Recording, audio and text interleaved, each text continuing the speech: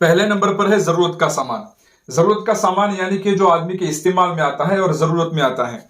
जैसे कि आदमी के रहने का घर हो गया, आदमी जिस घर में रहता है वो जरूरत का सामान है। इसी तरीके से सवारी, जैसे कि बाइक है या कार है जो आदमी इस्तेमाल करता है, तो वो जो सवारी है वो भी जरूरत का सामान है। इसी तरीके से घरेलू सामान, घरेलू सामान में जैसे इस्तेमाल के बर्तन आ गए, पहनने के कपड़े आ गए, एसी है, एयर कूलर है, वॉशिंग मशीन है, जो भी घर में इस्तेमाल की चीजें हैं वो सब जरूरत के सामान में आती है। इसी तरीके से आदमी जो मोबाइल इस्तेमाल करता है वो भी जरूरत के सामान में आता है। मोबाइल, अगर कंप्यूटर इस्तेमाल करता है तो वो भी जरूरत के सामान में आता है।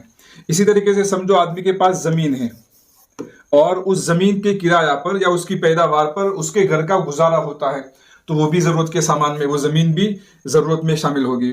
इसी तरीके से आदमी के पास दुकान है, दुकान यानी कि दुकान की बिल्डिंग है, इमारत है, अब वो खुद उसको चलाता है और उसके जरिए से वो घर का गुजारा चलाता है, या फिर उसको किराया पर दिया है और उसके किराया के जरिए से घर चलाता है, यानी कि दुकान पर घर का गुजारा होता है, तो वो जो दुकान है वो भी जरूरत का सामान, जरूरत के सामान में शामिल होगी।